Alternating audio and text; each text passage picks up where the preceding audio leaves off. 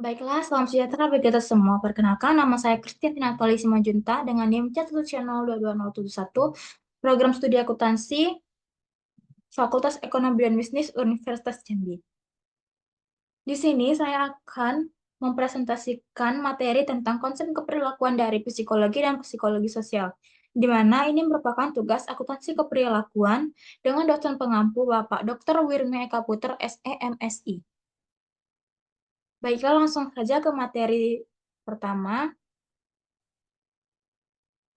itu tentang definisi sikap. Sikap atau attitude adalah kecenderungan manusia untuk merespon secara konsisten terhadap orang, objek, ide, atau situasi yang menguntungkan atau tidak menguntungkan. Istilah objek sikap digunakan untuk menggabungkan semua objek ke arah mana seseorang beraksi. Sikap adalah suatu kecenderungan untuk merespon, bukan untuk menanggapi dirinya sendiri. Sikap bukan perilaku, tetapi lebih mewakili sebuah kesiapan untuk tindakan atau berperilaku. Dengan demikian, sikap adalah penggerak dan memandu perilaku. Sikap dipelajari, dibentuk dengan baik, dan sulit untuk berubah. Manusia membentuk sikap dari pengalaman pribadi, orang tua, teman sebaya, dan kelompok sosial. Setelah belajar, sikap menjadi bagian yang berdiri dari kepribadian seseorang dan membantu menjelaskan konsistensi perilaku. Komponen sikap. Sikap atau attitude memiliki komponen kognitif, emosional, dan perilaku. Komponen kognitif terdiri atas ide-ide, persepsi, dan keyakinan tentang objek sikap. Hal ini juga mengacu pada satu informasi yang memiliki objek sikap dan stereotip atau generalisasi dengan informasi tersebut akurat atau tidak akurat. Sedangkan komponen emosional atau efektif menunjukkan perasaan seseorang terhadap objek sikap. Konsep terdekat sikap yang pertama, kepercayaan. Secara luas, kepercayaan dapat didefinisikan sebagai komponen kognitif dari sikap. Kepercayaan mungkin berdasar pada bukti ilmiah, berdasarkan rugi atau prejudice, atau berdasarkan intuisi. Opini. Yang kedua, opini. Opini adalah respon yang diberikan seseorang, yaitu komunikan kepada komunikator yang sebelumnya telah memberi stimulus berupa pertanyaan. Secara garis besar, opini dapat didefinisikan sebagai apa yang dinyatakan oleh seseorang dalam menjawab suatu pertanyaan. Yang ketiga, nilai. Nilai merupakan tujuan hidup yang penting sekaligus standar perilaku.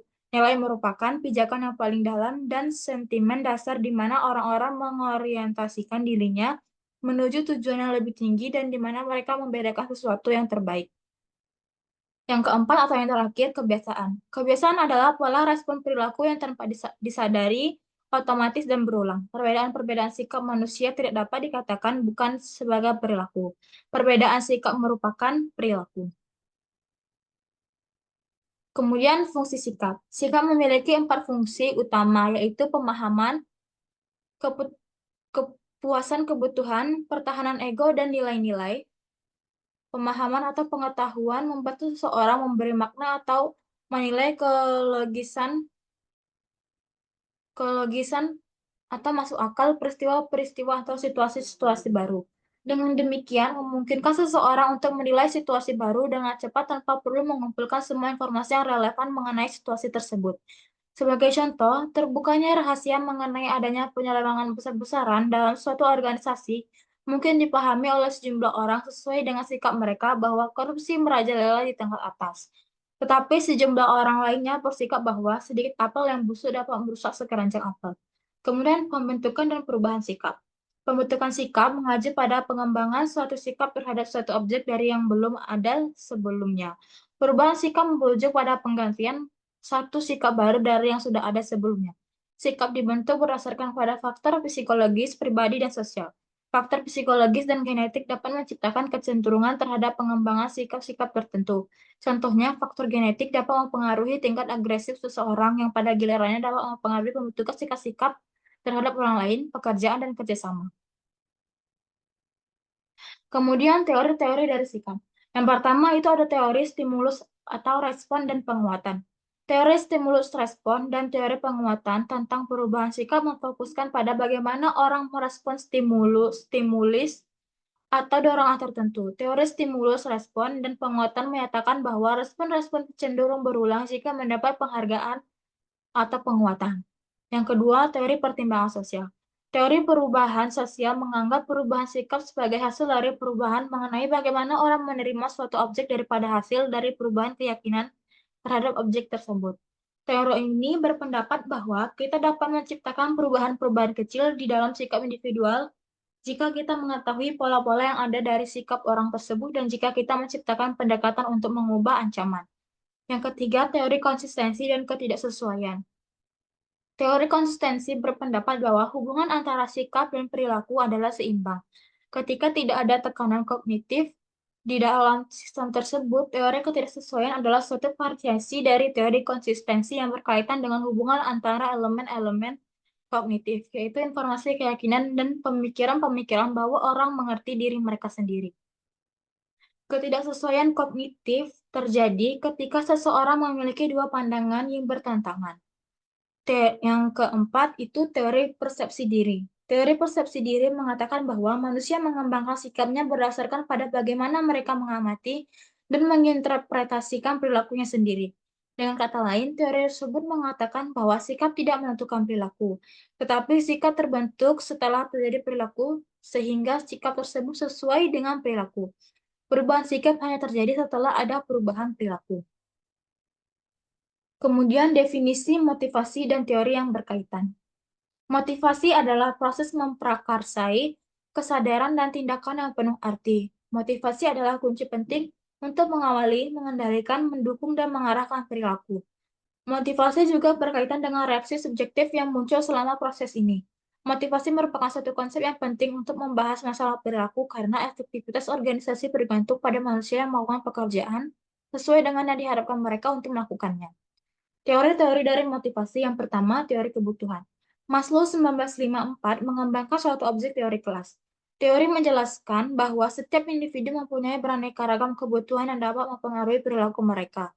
Secara ringkas, kelima hierarki kebutuhan manusia oleh Maslow dijabarkan sebagai berikut. Yang pertama, kebutuhan fisiologis atau physiological needs, yaitu kebutuhan fisik seperti kebutuhan untuk memuaskan rasa lapar dan haus, kebutuhan akan perumahan, pakaian, dan sebagainya. Yang kedua, kebutuhan akan keamanan atau safety needs, yaitu kebutuhan akan keselamatan dan perlindungan dari bahaya, ancaman, perampasan, atau pemecatan.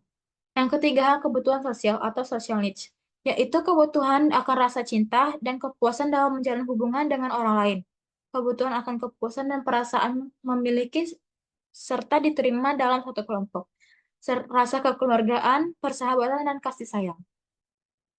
Yang keempat, kebutuhan akan penghargaan atau esteem needs, yaitu kebutuhan akan status atau kedudukan. Core mantan diri, mantan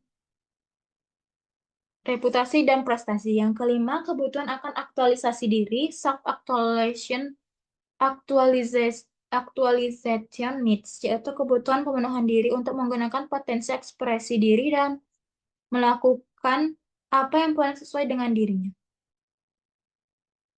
Kemudian ada teori X dan teori Y. Douglas M.C. Gregor 1960, seorang psikolog sosial Amerika, mengajukan teori X-Y yang terkenal pada tahun 1960 dalam bukunya The Human Side of Enterprise. M.C. Gregor, teori X-Y adalah pengingat bermanfaat dan sederhana dari aturan alam untuk mengelola orang yang berada di bawah tekanan kerja sehari-hari dan terlalu mudah dilupakan. Teori X yang pertama, manusia pada dasarnya malas, sedangkan teori Y, manusia pada dasarnya energik. Yang kedua, manusia tidak punya ambisi dan tidak punya tanggung jawab, sedangkan teori Y, manusia punya ambisi dan tanggung jawab. Yang ketiga, teori X, manusia berorientasi pada kepentingan sendiri, sedangkan teori Y, manusia tidak hanya berorientasi pada kepentingan sendiri. Yang keempat, teori Y, teori X, manusia anti perubahan, sedangkan teori Y, manusia senang pada perubahan bisnis dan perubahan. Yang kelima atau yang terakhir, pada teori Y, pada teori X, manusia bermasa depan suram, sedangkan pada teori Y, manusia cerdas. Kemudian teori kebutuhan MC Cleland. Teori ini digunakan untuk menjawab permasalahan yang berhubungan dengan teori kebutuhan dan kepuasan, yang awalnya dikembangkan oleh MC Cleland pada tahun 1961. Riset yang dilakukan oleh MC Cleland memberikan hasil bahwa terhadap Terdapat 3 karakteristik berikut dari orang yang memiliki kebutuhan prestasi yang tinggi. Yang pertama, orang yang memiliki kebutuhan prestasi yang tinggi memiliki tanggung jawab tinggi terhadap pelaksanaan suatu tugas atau pencarian solusi atas suatu permasalahan. Yang kedua, orang yang memiliki kebutuhan prestasi yang tinggi cenderung menetapkan tinggi kesulitan tugas yang moderat dan menghitung risikonya. Yang ketiga, orang yang memiliki kebutuhan prestasi yang tinggi memiliki keinginan yang kuat untuk memperoleh umpan balik atau feedback atau tanggapan atas pelaksanaan tugasnya. Kemudian ada teori dua faktor. Pada pertengahan tahun 1960-an, Herzberg 1966 mengajukan suatu teori motivasi yang dibagi ke dalam beberapa faktor. Teori ini berpengaruh terhadap kedua jenis perilaku. Asumsi terpenting dari bentuk teori Herzberg adalah faktor yang mempunyai pengaruh positif dalam motivasi dan menjadi bahan perbandingan yang menyenangkan terhadap seluruh pengaruh negatif. Herzberg mengusulkan signifikansi hubungan antara kepuasan kerja dan motivasi adalah tinggi. Faktor-faktor ini meliputi kebijakan perusahaan, kondisi pekerjaan, hubungan perseorangan, keamanan kerja, dan gaji. Faktor motivasi meliputi prestasi, pengakuan, tantangan pekerjaan, promosi, dan tanggung jawab. Yang B, teori pengharapan. Teori pengharapan adalah teori motivasi yang mengasumsikan bahwa tingkat motivasi untuk melakukan suatu pekerjaan bergantung pada keyakinan seseorang terhadap struktur penghargaan atau balas jasa atau reward untuk pekerjaan tersebut. Dengan kata lain, motivasi muncul ketika seseorang berharap untuk mendapatkan suatu penghargaan dalam melakukan satu pekerjaan tertentu.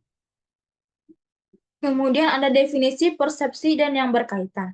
Persepsi adalah bagaimana manusia melihat atau menginterpretasikan kejadian-kejadian, objek-objek, dan orang lain.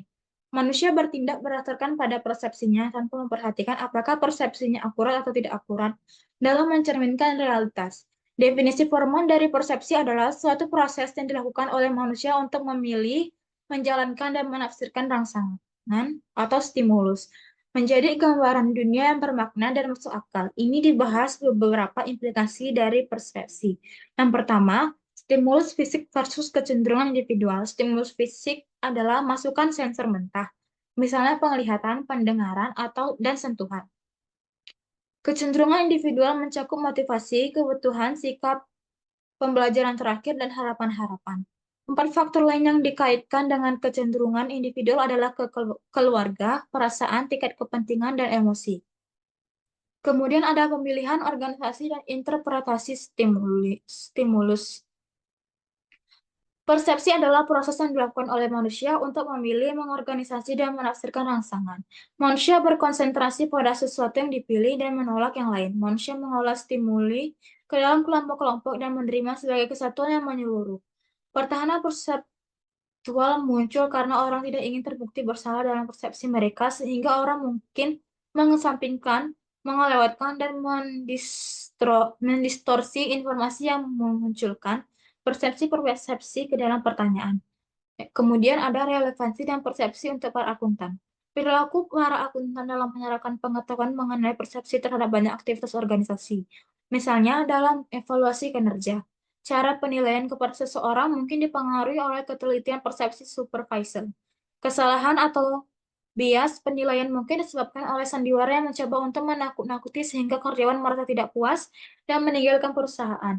Oleh karena itu, para supervisor perlu mengenali perasaan mereka terhadap bawahannya. Baiklah, selanjutnya ada definisi kepribadian dan yang berkaitan. Kepribadian adalah karakteristik psikologis dari dalam, misalnya ciri-ciri, persamaan, dan lagak, yang menentukan dan mencerminkan cara seseorang merespon lingkungannya. Kepribadian adalah esensi dari perbedaan individu. Tidak ada dua orang yang sama kepribadiannya, tetapi mereka mungkin sama dalam hal karakteristik kepribadian tertentu. Kemudian ada penentu kepribadian. Yang pertama, keturunan. Sebagian besar penelitian mengemukakan bahwa keturunan merupakan penentu pada saat pembuahan, kosong fisik, daya tarik wajah, kelamin, temperamen, komposisi otot dan refleks, tingkat energi, dan ritme hayati merupakan karakteristik yang umumnya dianggap sebagai sesuatu yang sepenuhnya atau sebagian besar dipengaruhi oleh susunan hayati, fisiologis, dan psikologi yang melekat pada kedua orang tua Anda. Kemudian yang kedua ada lingkungan. Di antara faktor-faktor yang menekankan pada pembentukan kepribadian adalah budaya di mana seseorang dibesarkan, pengondisian dini, norma di antara keluarga, teman, dan kelompok sosial, serta pengaruh lain yang dialami. Lingkungan yang dipaparkan pada seseorang memainkan suatu peranan besar dalam membentuk kepribadian orang tersebut. Yang ketiga ada situasi. Faktor ini mempengaruhi dampak keturunan dan lingkungan terhadap kepribadian. Kepribadian seseorang, walaupun pada umumnya mantap pada konsisten, berubah dalam situasi yang berbeda, tuntutan yang berbeda dari situasi yang berlainan memunculkan aspek yang berlainan dari kepribadian seseorang. Sekian presentasi dari saya. Bila ada kesalahan kata, saya mohon maaf dan saya ucapkan terima kasih.